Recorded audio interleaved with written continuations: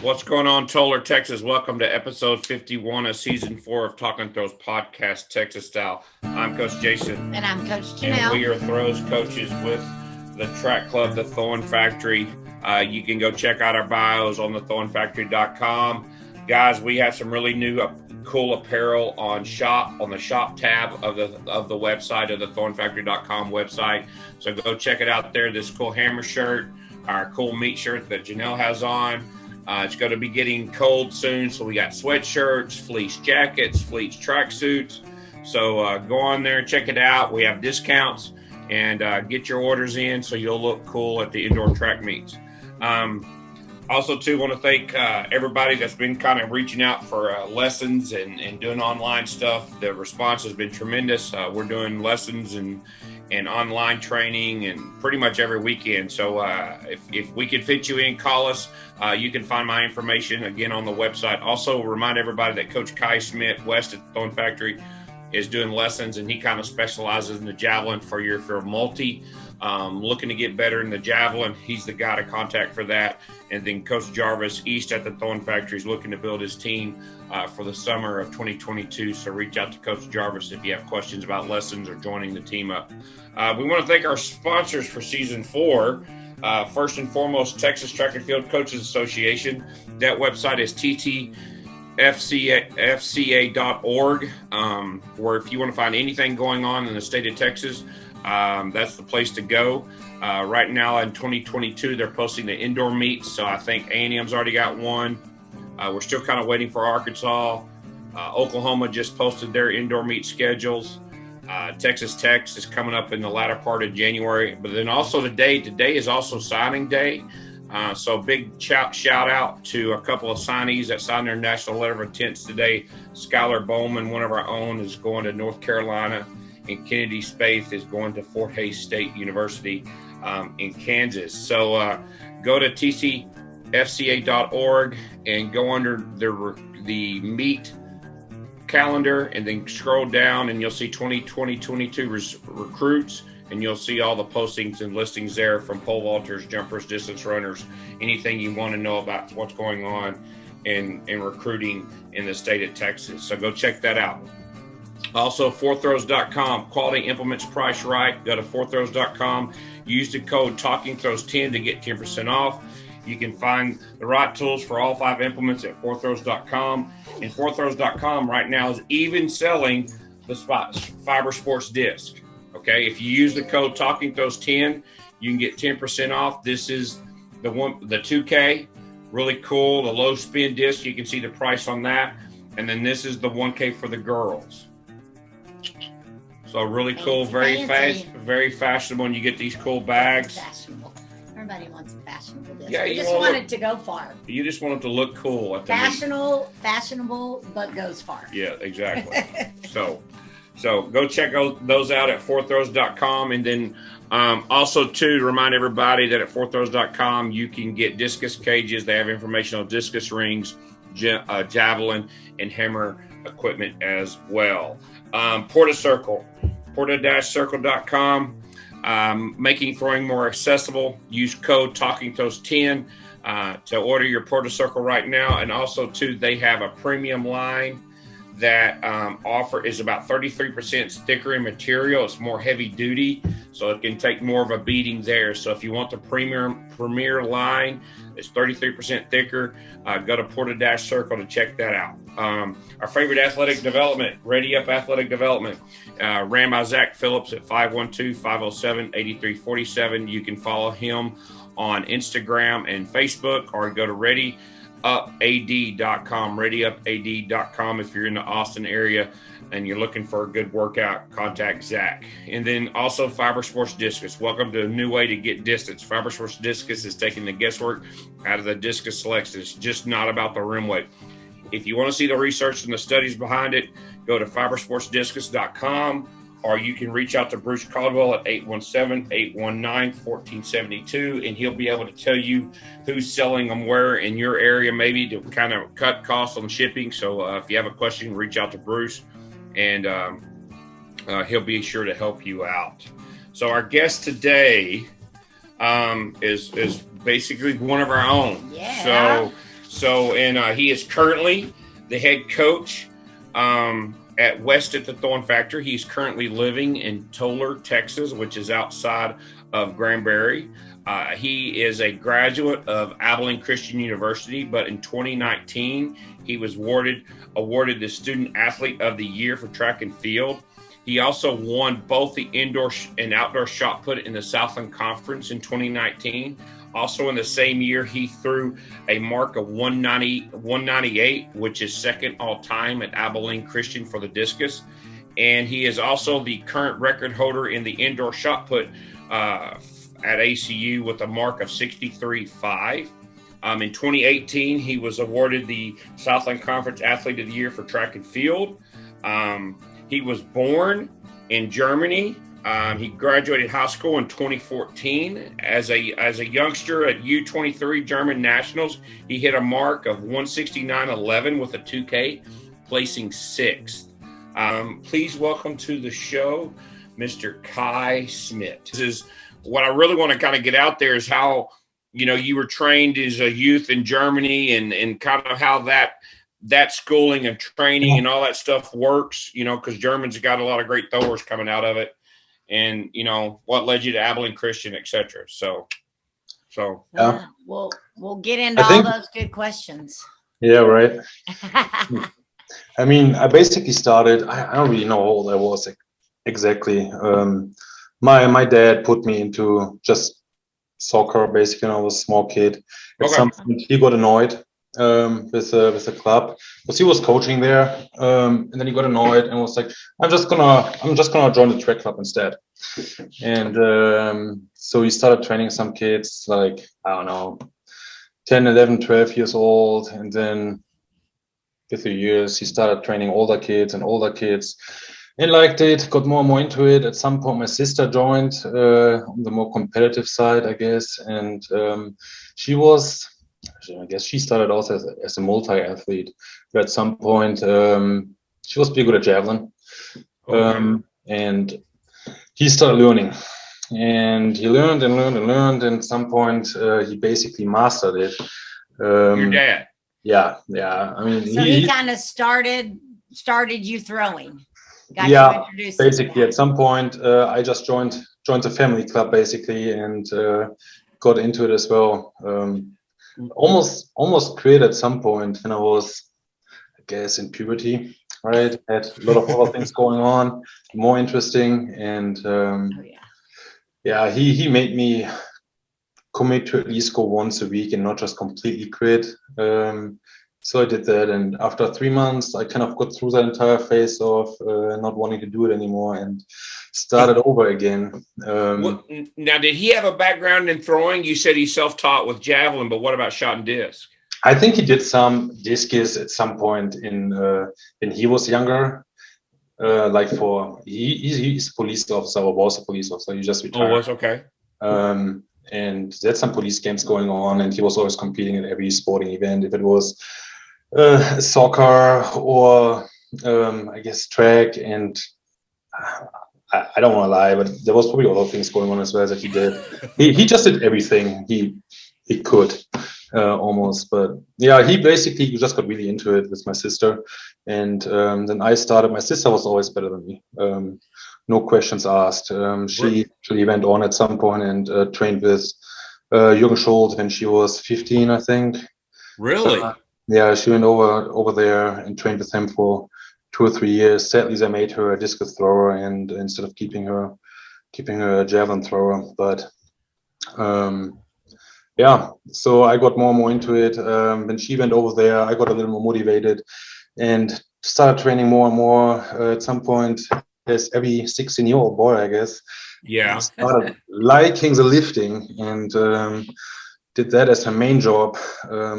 Had a tight schedule during practice hours. Had 1 hour for throwing, and then we need the rest for lifting, please. Oh, wow. So he introduced lifting to you at an early age then. Now, no, not really. I don't think I really started lifting before I might have had touched above when I was 15. It's early. Okay. But really lifting probably when I was like 16. 15. Okay. 16, So 17. you said the kind of the family club earlier. Is that something that's kind of very common in the area where you grew up? Is like each kind of town had their own kind of, I don't want to say rec / community center where everybody came and practiced and prayed and kind of selected the top athletes. Is that kind of how that worked? Yeah, it works a lot different, right? Like we don't compete for our high schools or college or whatever. It's all club, right? It's all club sports. So whatever you want to do, you do after school on your own time, right? So basically, depending on how old you are, but school nowadays I think goes at least to like 2 or 3, maybe 4. Uh-huh. And, then you go to practice afterwards, Oh, wherever you wow. decide to go, right? Which is not bad necessarily for high school, especially. I think I kind of like it because you can choose your coach, right? Like wherever you want to go to get training, depending on your level, or you can look for the coach that you think is the best match for you and go there. Most bigger clubs even have like some sort of relationship to high schools and whatsoever, so they can get you in. They have a place for you to sleep during the week, and then you can go back home during the weekends or whatever. So you can basically even train twice a day at that age, like twice a day professionally, right? Like it's not like, hey, everybody runs in the morning. It's you're gonna be a thrower. So we lift in the morning, we go throw in the evening or stuff like that, right? Yeah. So would that be on top of going to school, or is that like outside of like a school year? So you could stay at these places overnight and go to school, train, lift? Yeah. Oh, Yeah, that's basically where you would live, right? Like it's like a boarding school almost. right. Okay. Just like in a good way, not in a bad way necessarily. Yeah. Nobody sends you away. You're kind of going on your own will. But Now, like I don't know what the correct verbiage is, but like the federation for the people that do the Olympics and all that type of stuff, you know, in that feeder program starting as a youth, were there certain coaches that kind of like were, you know, pulled you to come to that, to be on that path to possibly pursue the Olympics and, you know, work with that person to go to this school and all that? yeah, I mean, there's a lot of there's kind of like a battle between East and West going on in some way. Like Okay. most of the national coaches are sitting in the East, right? And there might be some pressure points where it's gonna be, if you don't come to me, it's gonna be hard for you to get into the national team at some point and get some sponsorship and stuff going, or like some help from the federation and stuff like that. But in general, it really depends on the individual, right? Like I've heard, like my dad, for example, he was always when he couldn't help somebody anymore and he knew somebody could, he would just tell them, please go there. Even if you don't want to switch the club, for example, try to go there once a week, twice a week, and see how you like it. But that's probably the right address for you, right? And others are just trying to hold on and keep the talent instead of trying to develop the talent at that point, right? Yeah. Because different clubs have different possibilities and different facilities and different knowledge as well, right? As a youngster, like say shot put, for example, was everybody kind of introduced with glide shot put, or was there some people that maybe had aptitude? Huh? Yeah, for sure. I think this. I mean, they're still holding on to it with everything they can. Yeah. But I think that car was like kind of a turnaround, like 2 years or 3. Nah, my junior year, I think, was the first year where I went to nationals and there was maybe 50-50 rotational shot and glide. Beforehand, it was basically mostly just glide. Really? Yeah. Oh wow! So it's like 2 years. Yeah. Far behind. Did you, and I guess you didn't know any different. Did you have, you know, and how would you assess your glide technique back in those days?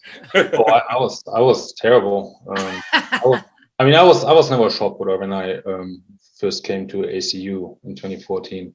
I did it sometimes, but I did maybe like 3 competitions a year in shot just for fun and team competitions or something like that. But I would do 1 attempt in the glides and I would do one attempt in the rotational, then maybe just like walking, maybe stand throw. there was nothing really Whatever. violent, right? It was just whatever. I got a little bit more serious when I tried to get a scholarship here, and I tried to train a little bit more, but I focused on discus mainly. Was that because you think of your size? Were you really, really tall? You're about 6'4". Was that because you were so tall and lanky as a youth? Oh, I didn't even think I was that lengthy before I came here. If I don't know if there's any good pictures of me at nationals, but there's probably some good ones where I look like the little brother of somebody. I was probably at least 2 inches, maybe 3 inches smaller than everybody else. Oh wow! You're talking about that U23 national German meet. Yeah, any of those, right? Like even if it was senior nationals or when I was like, I think when I was 19, I made it for the first time to nationals. So I don't know. Every year, it didn't matter. There was maybe one person that was about the same height as me, maybe a little smaller, but otherwise, by far the smallest. Oh wow!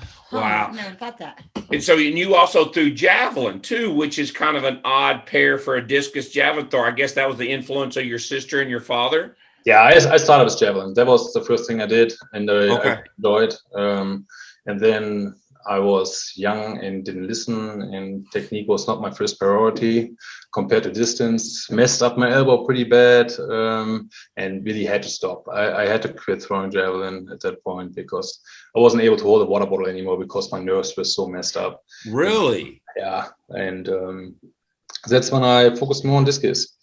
Basically. Yeah. Was the injury because of overuse or just improper grip, or just like instead of throwing over the head, I was always throwing like a handball, right? Or okay. Just throwing it as hard as you could, like because you're a boy.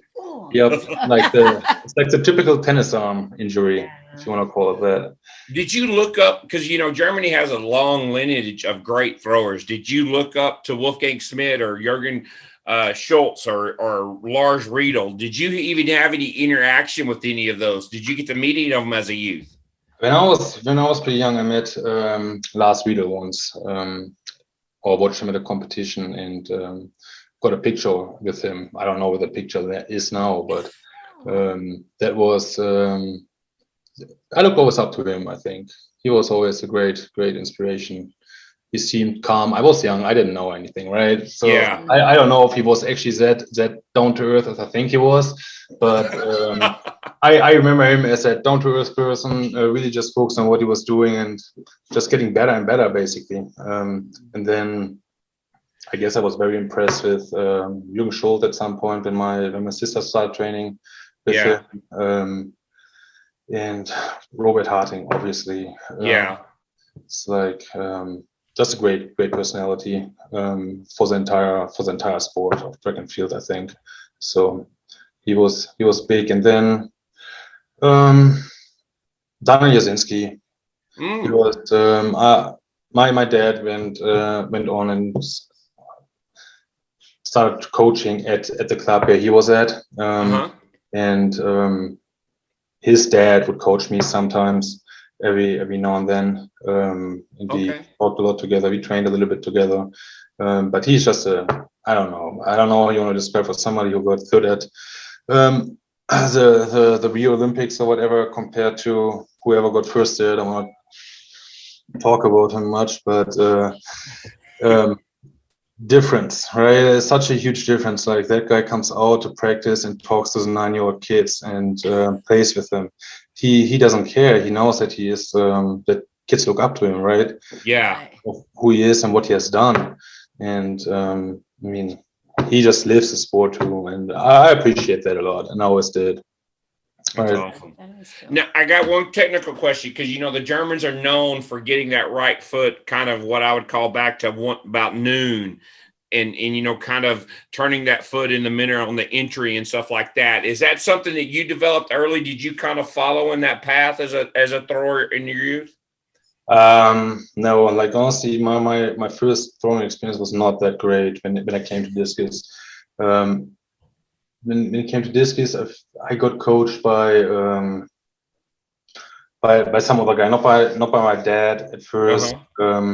And he basically taught me to kick like a soccer ball out of the bag, and that was pretty terrible. Like it's probably the worst thing you can ever tell anybody to do, in my opinion. It's, it took me really years to get over it and get away from this stupid swing out of the bag and this kicking movement instead of just like working around and long. And no, but I think it really depends on who you follow, right? Like I remember Coach Cook at ACU, he liked that noon right foot, and I was never a big fan of it. I liked it. I don't know if noon is in the back of the ring. I liked it more at 3 o'clock. For me personally, because I wanted to touch the ground fast if I could. I wasn't a big fan of the high movement, right? Like hip high, maybe the leg a little higher, and then turn around all the way. I wanted rotational, in my opinion. So, but I wouldn't know. I honestly don't really know. One of the coaches that I trained with taught it in Germany. And the reason I asked, just because of that Lars Riedel connection, because Lars was known for, that foot back to noon and that big, strong stand throw, or I think it's probably also more for like a non-reverse thrower. Because then the weight is shorter and they can catch themselves further back instead of creating that rotational movement, which we try in the reverse, right? We're just trying to rotate around again. So might be that, but I honestly don't know. That's okay. So when did you start thinking about coming to the States and getting looked at, from colleges and was that long-term goals? Were you thinking, I want to come to the States to throw, or, how did that come about? Honestly, I think there was a guy at my track club at that point who got his master's degree here, and he started kind of like I don't know, like an agency in Germany for German athletes of any kind of sport, basically, that want to go to the US and try to help them get a scholarship there. And he actually didn't ask me if I wanted to go or if I had interest. He asked my sister. Really? She didn't have interest, but I was like, that sounds interesting. I get to go away from home. Nobody is trying to tell me what to do anymore. Sounds like the American dream, right? But no, that's kind of how it came along. And I knew at that point, like, I wanted kind of to go into business with my job, with my career. When I'm done, and my English at that point, D- if I'm lucky, right? So I was like, maybe that's actually a good idea. Maybe I do that. And so I worked my butt off to learn some English and try to pass that SAT test, and made it just good enough. Luckily, I had good enough math skills to pass. Awesome. My grammar section was probably not the best, but no. So that was probably like 2 years before I graduated, in 2012, 2013, around that area. Wow. And I decided I want to go. So you took the ACT to come to the States. You took that test in Germany? Yeah. And I think, honestly, I took it 3 times. Really? Yeah. And it was administered like they would normally do it in the U.S. Was the test in I'm going to ask you a stupid question. Was it in German, or was it everything in English? Oh no, that was everything. Everything was in English. Really? Okay. Yeah. I mean, I think it probably is like 1-to-1 the same test that you take. Okay. Here. Yeah. Wow. There's no difference. It was pretty tough, not gonna lie.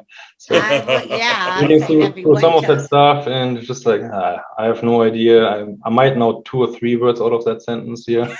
It was not easy. That's a tribute to you, though, man, to kind of persevere to get through that. Because people have test anxiety, people have phobia. When and you were able to even if it took you a couple times to get through it, to have the opportunity. Because those tests are hard, even if you can read and speak English. They're difficult. The speaking part was the easiest, surprisingly. Not because my English was that great, or my accent was not that tough, or my grammar was better when I speak. It was just, I don't know. I think they just look for the structure. on do you start with like, okay, with like a basic introduction and then build it up, like kind of like essay, right? Yeah. If you had the structure, I was all right. He did well on the math part, right? Yeah. I got full score there. Oh, Yeah, good. well, yeah, you're fitting first. So fitting. So you get through the ACT and you're all right. So you got all that stuff done. So you're looking, all right, so where do I want to come in this state? So who are some schools that you talked to? Pros and cons of each of those, and how did you wind up at ACU? I guess when I came in, I was already fairly late in the process, I guess, because I really just started applying to colleges or getting my name out there. I think like September the year before I left. Right, so that's fairly late. Lots of spots were already filled up, and my marks were not that great either. Like the only thing that I could stand out with was like a 51 meter with a 2K discus at that point, right? Which was good enough for like D2 schools and smaller D1 schools to maybe go score some points at conference already. But my shot put was terrible. I don't even really know what exactly it was. Probably like 13 meters. What is that? Like maybe 40 feet? Yeah. Something around that area. So it was ridiculously bad. So I put my javelin numbers on there as well, right? Just to make sure somebody with might the hurt elbow. right? And no, but it was tough. Like I didn't get much feedback from many schools at that point at all. I had hit mostly smaller schools in the north. I talked to Tiffin University, and then I talked to Walsh University. But that was all not really interesting to me because I wanted to be in the warm. I was never really like a cold kind of person. I like to be outside and throw outside, instead of indoors, right? And I talked to Albany up in New York as well, in some schools in California, but nothing really you would know out of the head. Nothing really great, not really great throwing programs besides Tiffin. Tiffin is actually not bad at all. But they lost me on the weather for sure. Too cold. Too cold. Yeah, and I think I don't know. I think Coach Cook reached out to me like sometime in February. I already basically had given up for the most part. At that point, I think I gave myself like another month or whatever, and then I would have either taken one other school, or I would have just stayed in Germany at that point, right? I already applied to colleges in Germany at that point as well to make sure I have a plan B. Work out. Then Coach Cook reached out, and I was really not sure. Christian environment. I mean, Christianity is still lived in Germany, but it lost a lot of people because of all the trouble they had as a church, right? Yeah. And, it's just something that more like older generations still go to, but the younger generations not really. Not really. Okay. I was a little, I don't think that's the right environment for me. Like, I feel like, so we had a lot of talks about how it is going to be there at first, that it's not like going to have to go be the biggest Christian in the world to go to a Christian school, right? Yeah. Were your parents, were you raised to pray and, believe in God and stuff like that, regardless of which belief you believed in? Yeah, no, I don't think we really ever got taught like prayer and stuff that much. But we grew up going to church, and we didn't go every Sunday or whatever, but we tried to go several times a year and hit at least the important days in the year. But it was, I always thought I was something better than me because I was not that great. But right, no, but it just it was always stuck in my head, but it's never really got in touch in depth, right? Gotcha. And so that kind of scared me. I was like, am I going to be around a lot of freaks, right? Yeah, right. Just people that knock on your door and want to sell you something, right? Like, but he convinced me fairly good that this is not going to be the case, and that I should give it a shot. And if I don't like it, I can still leave, right? And, And I really liked him as a person because he already seemed to care a lot, and not just about like how I was doing, but like also like what my perspective was, right? Like perspective on technique, on throwing, on lifting, and what I personally want to do afterwards. If the school would even be a great fit for what I want to do, Yeah. and stuff like that. So I really like that. None of the other coaches asked, right? Awesome. It was basically just, hey, would you mind throwing hammer as well, or stuff like that, right? And nobody really asked, what do you want to do? Is a school actually a good fit for you? And so that was a big plus for me. That was like, okay, that person actually cares, right? And so we talked a little bit, and then I think there was like a period of like 2 or 3 weeks where I didn't hear back from him at all. I was like, okay, he got somebody else. He already forgot about me, right? Yeah. And then he actually got back to me, and I accepted. I went on, came over here, and was very lost for a few months, I would say, for like first 2 or 3 Well, months. had you ever heard? I'm sorry. Had you ever heard of Abilene, Texas before that? Oh no, maybe actually yes. I think there was always a scenario with like I don't know if it was because of oil or farming. Okay. There was a page in my geography book in school that actually had Abilene on the map. Oh wow! Wow. Okay. Probably maybe it was with farming and cattle. So that had something to do with cattle. Was your dad proactive in saying go son, or was he hesitant and you had to talk him into it? No, he promoted it. He did? Okay. Yeah. No, I think he wanted me to keep going. He wanted me to keep throwing for sure. And then I think he thought that was probably the best thing for me to do as well. Awesome. Just to personally grow, right? Be really independent and learn how to deal with your own problems in most scenarios. So he was all for it. He was all for it. So you leave home. I was guessing you probably fly into DFW. Did he pick you up at the airport, or did you fly out to Abilene on a small plane and he pick you up there? Yeah, funny story actually about that. If he is going to listen to that, he's not going to like it. Let's hear it. Throw him underneath the bus. He picked me up. He picked me up in Abilene at the airport. And I actually came in a day before the what are they called? The apartments opened or whatever. Yeah. And so he picked me up at like 9 p.m. or whatever at night, and brought me to the hotel that I booked beforehand. It was like right by campus, right? I mean, it's a walk to get there, but it was close enough to walk it if you needed to, right? Yeah. So I had my three bags, and he dropped me off and said, okay, I'll see you tomorrow morning at let's say like 10 or 11 at the apartments. So okay. Didn't think anything about it because I was very understanding him at that point as well, right? And yeah. And only knew British English at that point, basically. And yeah, so sure enough, it was like 9:30, 10. Haven't heard from him yet. I was like, he's gonna pick me up, right?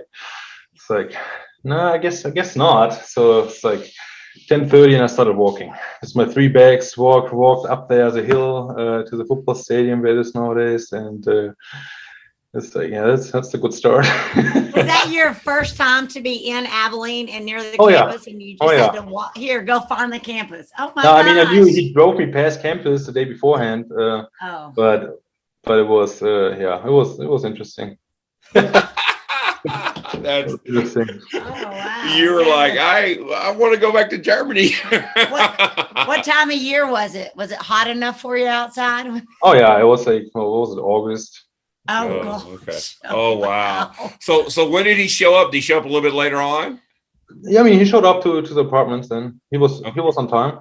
He just didn't realize you had to walk to get there. Yeah, I don't know. I don't know if he forgot it or if he just got there basically right after me, or I don't know what the deal was, but Okay. Never asked, never talked about it. Maybe now if he watches this, he'll say, man, I showed up right after or something. So you just said earlier that it was a struggle for you the first 2 or 3 months. Walk us through, was it just because it was a totally different world to you and English? Was there a language barrier and stuff? Yeah, that was the main issue for me, right? Because I feel like when I came over, we had like about a vocabulary of 200 words maybe that I could constantly use and knew how to use.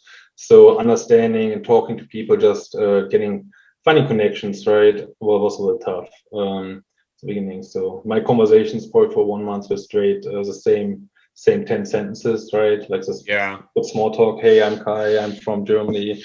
I'm studying this and this, and that was about it, right? And then conversation ended.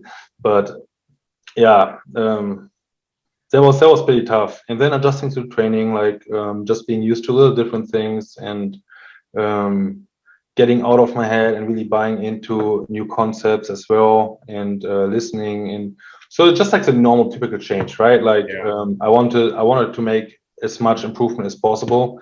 And I knew I could do that if I just really get into the program, right? It's not like I was never a friend of working against someone in that sense. Like I'm already here. He knows something, right? There's some reason he didn't coach bad athletes beforehand, and that was one of the reasons why I like to go there too, right? Like praise to Nick, but he was a big factor in that decision for me as well. Nick Jones, right? Like there was. I saw, okay, he can bring somebody over 60 meters. Why would he not be able to bring me there, right? What was your? Because I don't know have you been in a training environment like that before? With you had some solid real throwers and versus what your club setting was as a youth. Was that a new training environment for you? Yeah, I was definitely new. I would say like the last 2 years before I came over here, practically trained by myself with my dad most of the time. Like there were other athletes, but none really on my level or with the same motivation behind it, or a lot younger, right? And most of them were girls. Like I'm not gonna lie, my dad mainly coaches girls. I don't know what the reason for that is, but he always had a lot of girls that want to throw, never really guys. All the guys always want to do the decathlon. Gotcha. Right. So do you remember your first time going into practice and throwing with Nick and some of the other throwers there? Were you nervous? Were you like, throwing 50 meters? I was. I mean, I think when we came in like with Ryan, Morgan, and I guess Josh joined us later. We were all on the same level, right? When we came in, like Ryan was always a little disadvantaged because he was 2 feet smaller than everybody else. But like we all had different like aspects where we were really good at. Like for me, it was my technique was way advanced compared to the other guys. And Morgan was just strong and explosive at this point, right? But he had so much more to develop technically.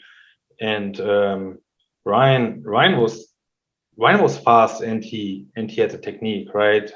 His dad coached him for years, and he kind of knows what he's talking about as well, right? He's not a former football guy, he was a track guy as well. So that was interesting for sure. We really helped each other out a lot. Like it wasn't a competition, even if it was, right? It was like it's competitive in practice, but to a degree where we just helped each other out. Like we exchanged information. We corrected each other if Coach Cook was busy with something else, or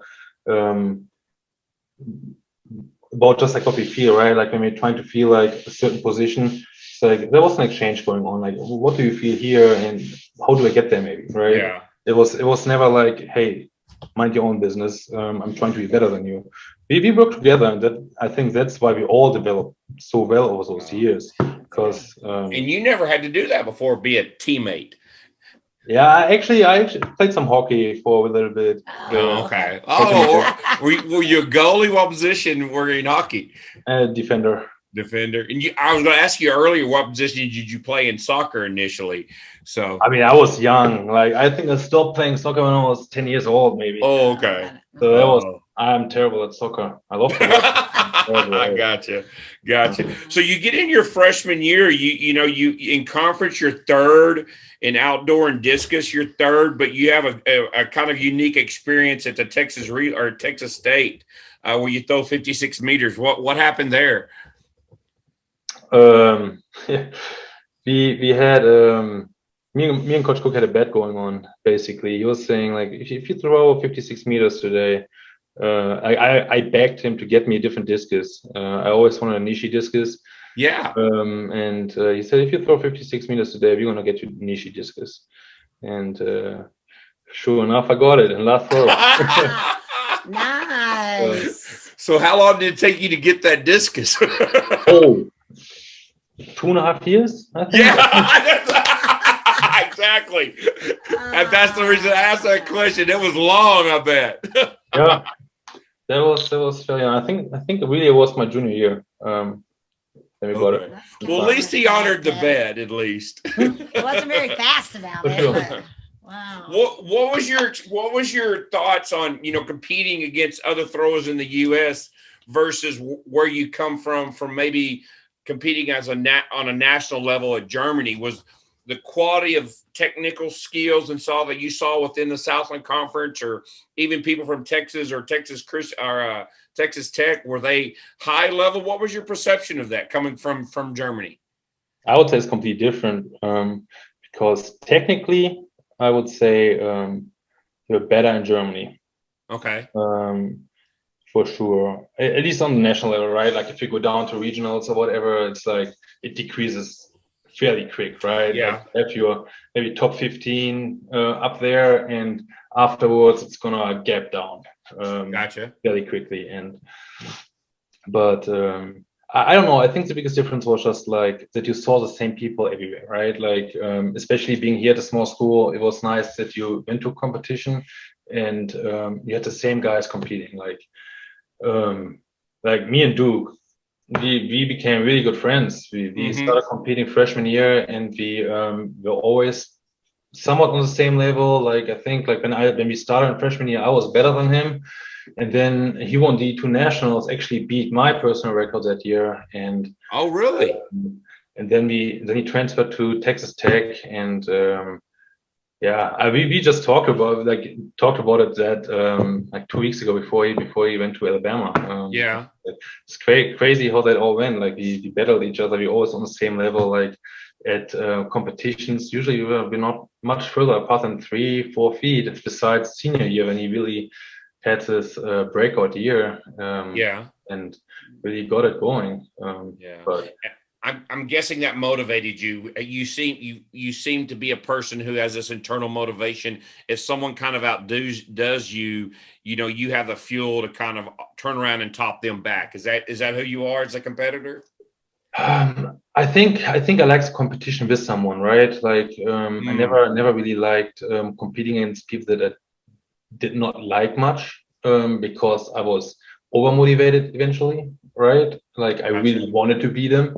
But when I was competing like against Duke, for example, it was more like we pushed each other up, right? Like one person for 56, the next one for 57, and it was just ongoing. Like, and it wasn't like hateful in some way, right? Yeah. So the person comes out of the ring and we congratulate each other, and we are happy for each other, and so that's a kind of difference, right? I always was the kind of person who needed like a fun environment in competition, right? I didn't like tension. When it was fun, I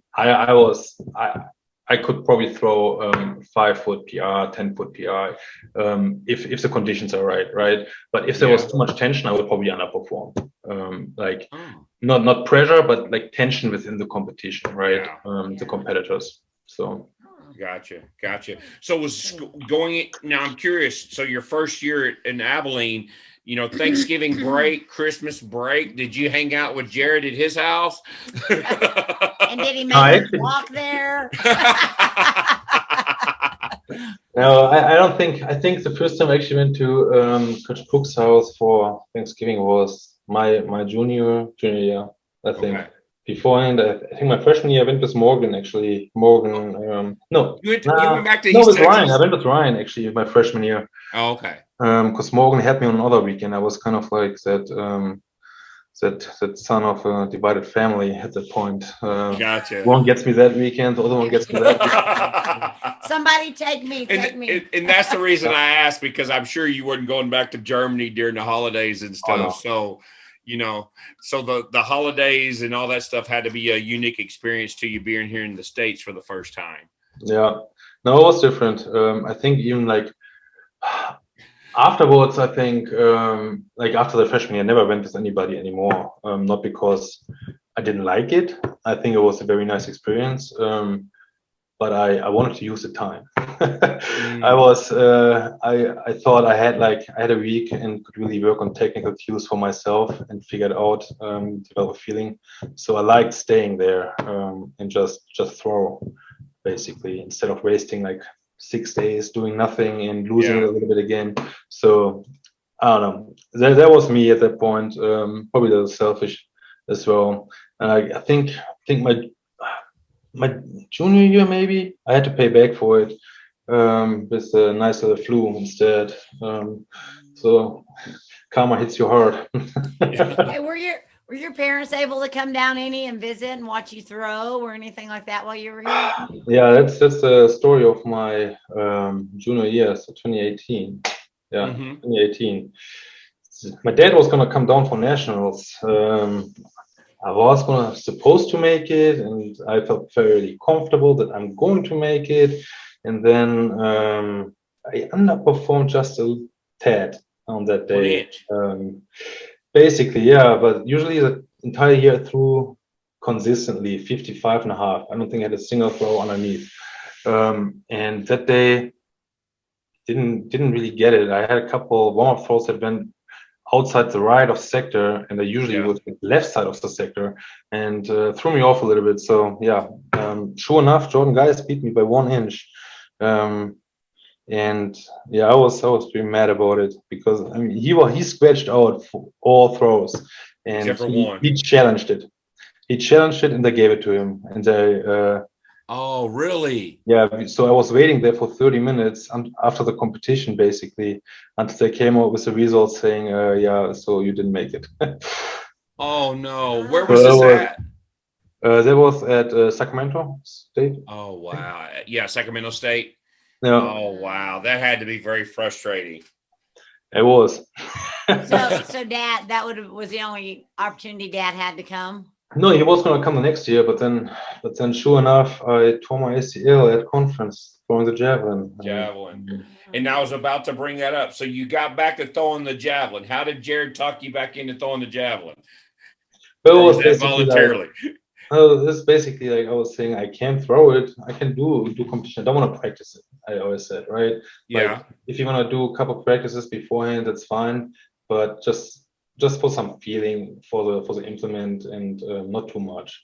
And so that's basically what we did. So I think my junior year when I got third at conference, I think I threw like maybe one, two, maybe 3 practices beforehand, but mainly it was just training with the basketball and on the basketball court. Oh, really? Just throwing basket to basket, overhead the ball, try to aim, throw straight, just focus on the movement, and then went into competition, and it was not too bad for that. Wow. So your elbow was all healed and. Yeah, I mean it was fine as long as I didn't throw too much. It was okay. And if I didn't throw too hard, basically, but. Yeah, and I guess my senior year was the same way, right? I practiced maybe like I think once like after spring break we did one short practice, and then right before conference meet I did 1 or 2 short sessions, and was feeling really great. And probably too great. Like in warm-ups I already felt like something was going on. Like first my hip was feeling odd, and then my first attempt. Something happened to my knee, and I was like, oh, that's odd. Like I scratched that throw, and then I was on the ground. Like I was on the ground, my knee gave in, and I was on the ground, scratched it, walked back, was okay, could walk. I felt my knee, so I was like, okay, I'm gonna take the next throw off. I'm gonna get one mark in, and then I'm just gonna be done, right? Yeah, sure enough, I taped my knee up. I went out there, and obviously I couldn't just throw easy, and went all in again, and landed on my right foot, and my knee gave completely in, and it was over. Oh wow! Yeah. Wow. And of course that played a major role in affecting your rotational shot put and rotational discus, I'm sure. I mean, I was done afterwards, right? That was the last competition I made. Really, the last one? Yeah. So you've never thrown since that day, or in a meet? No, in a competition meet. That was the last competition I did. Wow, no desire to ever rehab and go try it one more time? I tried to rehab, and I probably did a little bit too much at the beginning, so it just didn't move as quickly. Like I had the goal to make it to the 2020 Olympics in shot put. Yeah. And, I was gonna work and just do rehab until I can fully go again, and then completely go all in on it, right? To make sure that happens. But I just didn't make enough improvements movement wise and feeling secure in my knee again. So that by I think December of that year, so about what's that, six months later, I said it doesn't make sense. I'm not going to be able to make it, right? Then I just decided, okay, I'm gonna stop here, and I'm gonna focus on my career instead of trying so hard and just regretting it later on, right? And wasting a year. If I would have known that the Olympics got pushed back another year, I probably would have been in a different situation. But who would have ever thought that was going to happen? Yeah. But at the end of the day, I'm pretty happy with it. It was a clean cut for me, not having to worry about what would have been or what I could have done differently to actually make the team and stuff like that. I'm at peace with it, right? But I missed it, so I came back and started coaching.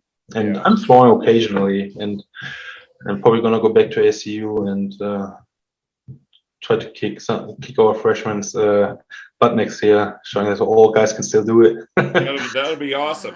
I'm curious though. You all of a sudden started seeing big numbers in the shot put. So a guy that kind of thought himself as a discus thrower coming into Abilene Christian, what changed or transformed you? In those 4 years there, because you're throwing right at 1933 meters, man, and you hold the indoor record for ACU for shot put. You're second in outdoors. What evolved? I think I was stupid at the beginning, to be all honest. When I came in, I don't even think Coach Cook really wanted me to do much. Like, he had me still gliding when I came in. Then I asked, hey, can we do rotational maybe? There was, at that point, it was not just I didn't want to be the only guy that didn't rotate, right? Because everybody was rotating, and I was the only glider, and I was not good at it either. So there was that, and I don't know, never really liked it, right? I never really had a passion for it. Like, I always had in my mind, I'm a discus thrower, and that's about it, right? That's what I want to focus on. I don't want to waste any time on shot put or anything else. So I didn't, and there was. Looking back, it was a huge mistake because I had so much more room to develop in that area, right? Compared to discus, where I had several years of training, my technique was developed to a certain degree at that point already, whereas in shot put I was at zero. Right. And Coach Cook pushed me to do it more and more, but he wasn't too pushy, right? Like, he didn't want to frustrate me because I was easily getting frustrated with shot put, and I don't know how it really happened, but sophomore year I think we picked it up, and I think it was probably the motivation started a little bit my freshman year when I got third indoors. It's like, okay, I can do something here maybe, and I hit 16 meters finally. That kind of motivated me, but then I went back down again like crazy. I think I had a competition where I threw 13 meters at the end of the year, same year, right? And I think I got didn't even make finals outdoors freshman year. So it was a love-hate relationship, right? And even more as further it went down the road.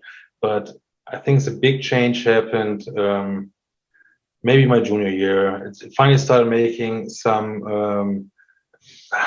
I finally got some of the concept of the rotational shot put at that point, where I would be able to transfer some of my power into the shot. But the biggest issue I always had was I was able to throw far just on the shot put ring. If I was able to use the discus ring, I could get the thing out there. It wasn't a big deal at all, right? But if I would go back in the shot put ring, I would lose 3, 4, 5 feet right away. And not because I was using the spacer. Yeah. It's just a mental barrier with the less space and the toe board there. I don't know. I would never make the mistake with anybody in my life again. Do shot put or discus string. That was the biggest mistake for me to do that. Outside do a shot put out of a discus ring. Yeah, or outside the ring without the toe board. I would never do that with anybody. That completely got me mentally to a certain degree. So I actually heard that before in conversations with people, and I had another story where a guy learned to do rotational shot put in a discus ring, and he had the same psychological problem. Was that something you learned back when you were a youth of doing rotational shot put or glide shot put in a discus ring? No, I think I started doing that over winter break before my junior year, maybe. I think, yeah, before the junior season. And that was only because the discus ring was used by throwers and I just didn't want to wait that long. So I went basically just like outside and did it on the normal runway. And that's how it started. My spin got bigger and bigger. And I started getting a really great feeling on it. And once I stepped into the ring, wow, it was gone. Didn't hit that shot at all anymore. Wow. And yeah, wow, that was interesting. Now, your senior year, you go 60 meters at Texas Relays. Tell us about that. Was that with the discus or shot put? I was a discus. But yeah, we went down there. I was having a great preseason and everything. Like I was in the best shape of my life, even if I was way too heavy, to be honest. But I was really fit. I was really strong. I think that year I maxed out on hang cleans at like 495. Oh wow! And I've never felt that strong and powerful beforehand until the season. And it was in my head a little bit. I had a little mental barrier trying to hit that 60 meters again after my junior year. And then came to Texas Relays. Forgot my discus shoes, my throwing shoes, right? So that happened. Yeah, I know, right? That's like a high school freshman mistake. Yes. And I don't know how that happened, but sure enough, I called my roommates and they said, "Yeah, your shoes are standing on the table. I meant to call you yesterday, didn't." But yeah, I forgot them. So I was like, okay, I looked up every academy store and whatsoever if they have any throwing shoes around, or nobody did. And I was like, okay, I guess I could throw in Ryan's shoes because he's not in the same competition. But his shoes were like size 10 or whatever, like 3 numbers too small, right? I was like, that doesn't make any sense. And so I started like just texting and calling people that I knew they're gonna be there, they're not gonna throw discus. Like I called Duke and asked him, hey, anybody there that has similar size, like maybe half or size bigger than mine, that's fine, that I can borrow. I know, call Peyton Otterdahl if they had anybody that could borrow me shoes in that size. He said, no, we don't have anybody here that has the same shoe size as you. And I think after calling like 10 people or whatever, and in between texting people, Felipe Valencia sent me a text back and he said, yeah, I have a pair. It might be a little bit too tall, too big for you. So I got I think I was wearing a 13 at that point, and I got a 14 from one of his teammates. Super wide shoes. I had to really tie them up So I got those shoes. My expectations were super low. I was just like, don't fall, don't look like an idiot, basically, right? Yeah. And yeah, sure enough, competition went great. Like, I mean, just like competing with Peyton and with Duke and then Morgan and all the other guys there, but like that group there, and then Josh Hunter, don't forget him. Yeah. No, forget that guy. He should have kept throwing. Yeah. He has made it very far. But yeah, whatever. That was just a great environment, and I just felt great, and I didn't care how far I threw. I threw my first throw was, I think, 58 meters. I was okay. I didn't embarrass myself. Good job, right? Yeah, it was just great competition. And then on my last throw, I guess everybody threw 60 meters, and I was like, I gotta catch up now, and got a 60-meter throw in for the first time, I guess, like in 1.5 years since then, and wow. It was a big relief. And then different person shoes, paid for the dinner as a thank you, and you paid for the dinner. That's awesome.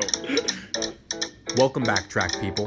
This is Brandon, owner of fourthrows.com. We're a fast and growing track and field company that specializes in the throws. With our speed shipping, implement warranties, and rock bottom prices on javelins, discuses, shot puts, and hammers, call us up today to talk directly to one of the owners at fourthrows.com. That's awesome. What a tremendous career you had at Abilene Christian. Is there anything you look back upon that you're most proud of? You know, because you were athlete of the year a couple of years. You know, we didn't even talk about your academic side too. You know, because you graduated in 3 years, right? Commissioner's honor roll. No, I did normal. Like, I think I graduated in 3.5 years, or 3.5 years as my bachelor's, and then did a master's degree that was kind of integrated. So I still finished up one class, I guess, my first semester of my master's program. That was technically already graduated, but yeah. So I did, but honestly, I'm proud that I actually graduated, right? That I got a degree, good degree, actually good enough to find a job, and that's what I'm proud of. And most likely how I developed as a person during that time. Like, I went in there as that guy from Germany, didn't want to go to Christian school because of the weird people, basically, to a person who comes out of it like completely open-minded, completely different, just like I didn't care who you are or what you do beforehand either, but it's just a different perspective on life. I think I came out of. I definitely grew spiritually a little bit. Awesome. During that time as well, but just like my view on life changed quite a bit. Like how I do things. Like some things are just taking more time. You need to be more patient, right, to finish the job. Celebrate the smaller things. Don't always just like chase stuff, but really just enjoy what you do and try to make small improvements every time you do it. And that was a big deal for me, for sure. Awesome. That well said. I am curious though, is there one thing that you did while you were here in the States that kind of improved your English and stuff? Is there something behind the scenes that kind of nobody knows about or anything? Did you watch TV a lot and kind of mimic their words or whatever? I mean, I'm always just like a person who likes to be around people. Like I love being alone. Don't get me wrong. So like, I don't mind sitting in my room for like an hour every evening and just like no sound or nothing. But after 3 hours, I'm getting very bored. Then I need somebody to talk to, right? And no, I always the thing is I like to meet people. We don't need to be best friends and best buddies afterwards, but I'm just interested in what people do, what makes them and what do they like and how do they approach certain things in life. And I just like to learn from other people because there's always someone smarter than you in the room, right? And I know for sure that I'm not the smartest guy there most of the times. Yeah, that's awesome. So have you been back to Germany since you came over in college? Do you go back? Oh yeah. I traveled back and forth every semester. Like for winter break, I went back home, trained with my dad, and then during summer I competed in Germany and trained with my dad there. Oh really? Okay. And so that basically the entire time. And then I graduated. I had to go back to Germany because my visa ran out, and I had the entire ACL stuff going on, and I was like, I was gonna go train with Daniel Jasinski and his dad, but they kind of fell through, right? But yeah, that was so. I went back, and I guess then I got married, stupidly enough, to my college girlfriend, and I was going to ask, how did you meet a girl in from Abilene from ACU? How did that go about? You know, like, did you charm her with your language? No, I think it was my character, to be honest. Just a great guy. No, I don't know. It just happened. It's working out very well. We're happy together. At least I think so. What's her name? Reagan. Reagan. Was she an athlete? Yeah, she was. She was a hammer thrower at ACU. Oh, really? Yeah. Okay. Yeah. Yeah. Okay. So and you're not a good hammer thrower. I do know that. So was she? Terrible.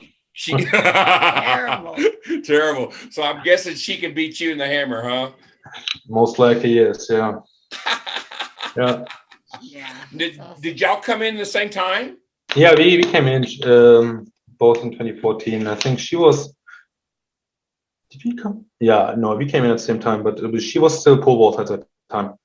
She was pole vaulter when she came in, and then I think the sophomore year, Coach Cook convinced her to be more of a javelin hammer thrower instead. Oh, okay. Okay, so did y'all develop a relationship then, or was it the courtship got into your junior, senior year? Oh yeah, it was. I think we actually officially started dating maybe. Uh-oh, you better know this. 2 weeks before I tore my ACL, so 2 weeks before we graduated. Oh, really? Okay. And, I went back to Germany after. She went to Australia, and we saw each other again, I guess, December of that year. When I came down here for my roommate's wedding, and she came visit me a couple of weeks later in Germany, and stayed with her uncle in Belgium for a little bit. And then we decided, let's get married. That makes, awesome. So she's from Australia? No, she's from here. She's from Granbury. Okay. Oh, okay. But she went to Australia too. She did a little, like, what do we call it, nannying. Okay. They babysitter for a little bit over there, and yeah, that's crazy cool. story. That's cool. That's cool. And you're a father now, right? Yeah. My son just turned 1 year old. I guess 2 months ago now, but so yeah, he's been a bad sleeper. Can promise you that. Keeps us busy. Keeps you busy. Yeah. And you're working in finance, right? How's that going? It's going great. It's interesting. You never learn enough, I guess. It's busy, but it's for sure very interesting. Like, people that you're just surrounded with are so smart, right? And like, when I started my career in accounting, I thought I knew everything and had to learn that I didn't know anything, right? I guess that's every job you do, right? You think you graduate, I got a degree and whatsoever.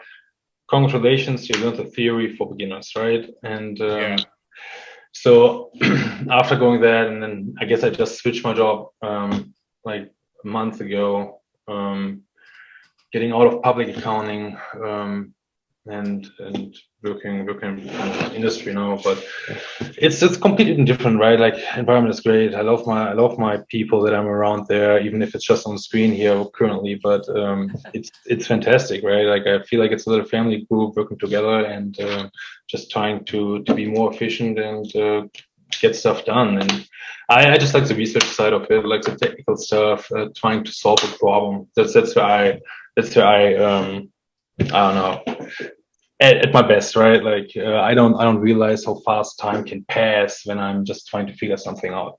And that counts for the same thing. Like, if I'm doing it here, or if I look back at my college career and I was having issues in my technique and I knew I could be better, but I'm missing something, I would watch my videos. I would go out there for 2 hours, film every single throw, watch it after every throw, and then come back afterwards and see, okay, that's where the difference is. Mark it up, try to find where I need to make changes. And Really?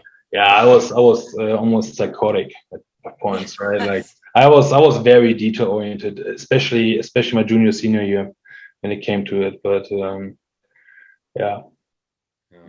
So now you're coaching well. You're with us, and we are very grateful to have you. What have you enjoyed about the coaching aspect of giving back to some of your athletes? Basically, exactly that, right? Just like being back and being able to give back, like especially what I think, like when I'm coaching is like, yes, I can help you with your technique a lot, but the main thing is that the kids need to grow mentally, right? Like they need to be mentally prepared to compete and to train. Like that's the biggest thing. Like especially from my experience, when I was young, I almost quit, and it's just like you got to look a couple years ahead, right? And you got to make it. It's easier here because kids now, okay, college scholarship and big school and great, but my experience so far right now is a lot of kids don't understand how much it takes to actually get there, right? So some come to us and think, hey, yeah, I would like to try to get coaching, like maybe like twice a month. It's like, what are you trying to reach? What's your goal, right? Do you just trying to throw a little bit further than last high school season, or you just trying to go to college, right? Like it takes a lot to get better, and as more as you do, as fast it goes, right? And that's one of the things. But basically, just showing them what the opportunities are, right? How far I can get them. Like one of the biggest things for me is, especially being that finance field, is if you are good enough, if you can make it to get a scholarship somewhere, and you can maybe leave with half the debt out of college or no debt. Yeah, that's a huge difference, right? And it makes it a lot easier to go through college as well, because you don't have to work. You actually do something on the side that makes fun. It's easier for you to actually make good grades. At least it was for me. I don't know. Some people struggle with the training and practice and then getting their homework done. But it was for me always like, okay, school is over now. Let's go have fun, right? It was never a job. It's better than working at McDonald's, right, or Chili's. Yeah. So that's the main thing. I'm trying to reach when I coach those kids. It's not just getting them better, but getting them better here. Think about what they do. Well. Right. Awesome. Yeah. Great answer. So, well, man, we appreciate you being on. You got anything else? No, that's it. No, I one more question. Is there something that you've taken from Jared and his coaching style of you that you've implemented in your coaching style? I'm curious. Yeah, definitely is personal touch. Really just being personal, not just plainly telling the kids and making it a coaching athlete kind of relationship, but taking it to a level where the athlete doesn't mind coming to me and telling me about the problems he has in school, right? Like should be a friendly relationship. That's how my dad always preached it.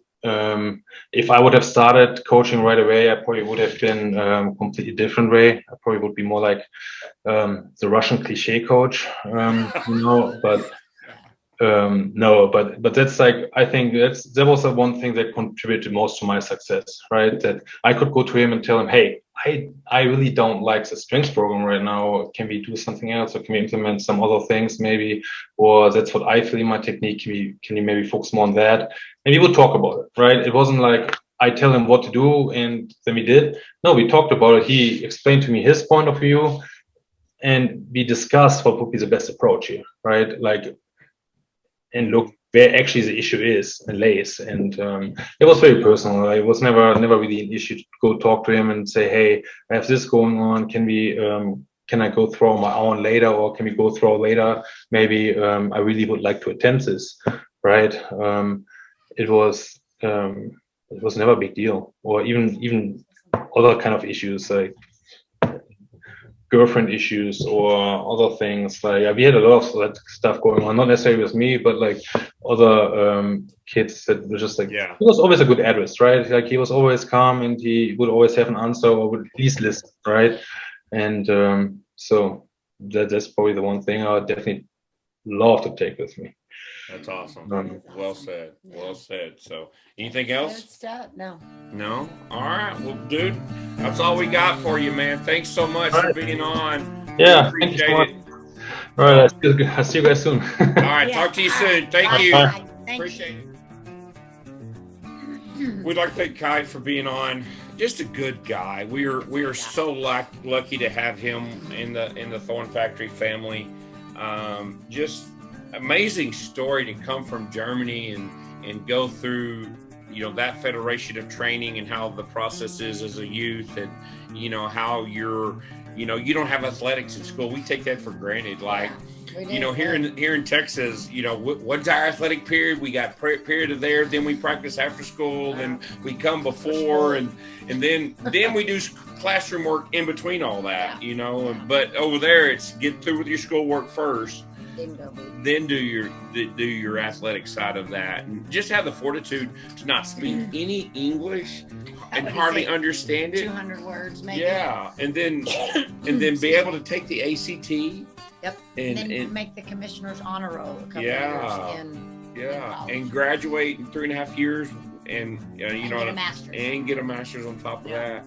One thing I want to stress and I didn't cover earlier in the intro, it's his PR in the shot put was 1933, 63 feet 5 inches. That was his senior year. His junior year in 2017, he threw the Discus 6174, which was 203 with the 2K.